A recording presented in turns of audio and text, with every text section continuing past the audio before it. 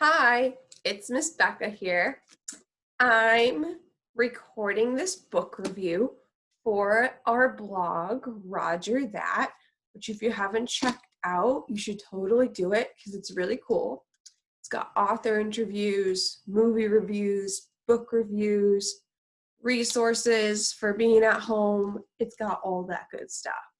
So, this review is of one of our newer books. You might have heard of it. It's called Darling Rose Gold, and it's been getting a lot of hype in the book world. It's written by Stephanie Robo, and I loved it. This book is definitely, if you like Gillian Flynn's Sharp Objects, this is the book for you. So what Darling Rose Gold is about is a mother-daughter relationship gone horribly wrong. So very wrong. So basically, there's two main characters, and of course, wouldn't be me if I didn't love a book with alternating narrators, which this book is. And it also has bonus shifting timelines, so it goes back and forth between the present and the past. And the two narrators are Patricia Watts, who is in jail for child abuse of her daughter, Rose Gold Watts. Basically, Patricia has Munchausen by proxy syndrome.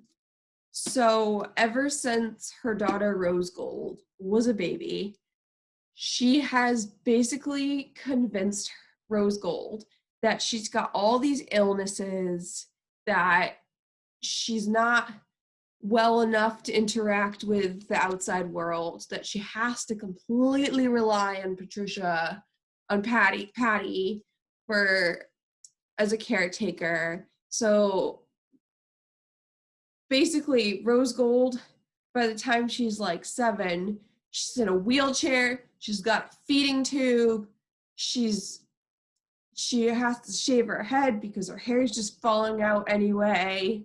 She's so malnourished and sickly, and she's basically pulled out of school because her mom convinced her that she's too weak to be in school. And then when Rose Gold turns 18, you learn that none of it was true. It was her mother that was poisoning her to make it seem like she was ill. And her mother just kept shifting from doctor to doctor, hospital to hospital, hopping her way and from one to the next. So it was, and the mother was considered a hero in the community because she was so good about taking care of her sick daughter who was sick because she was being poisoned. And so eventually she is found guilty of child abuse and sent to jail. The events of the book occur right after Patty gets out of prison.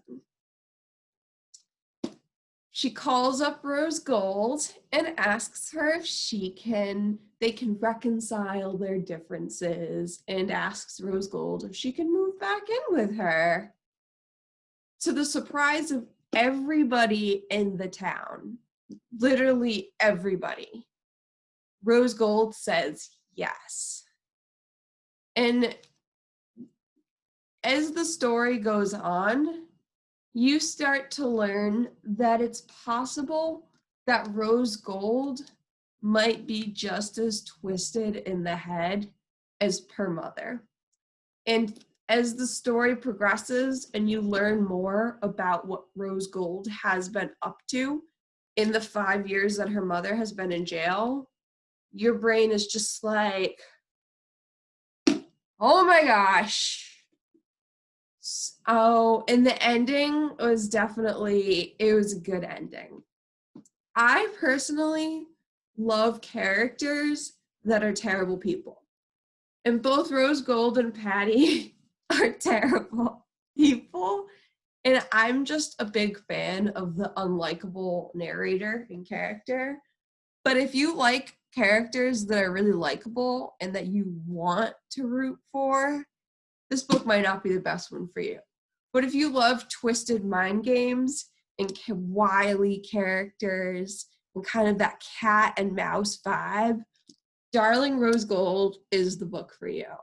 So I definitely give this book 5 stars out of 5. And I look forward to reading other books by this author. So this is one of our newer books, and I highly recommend it. Thank you, and have a nice day.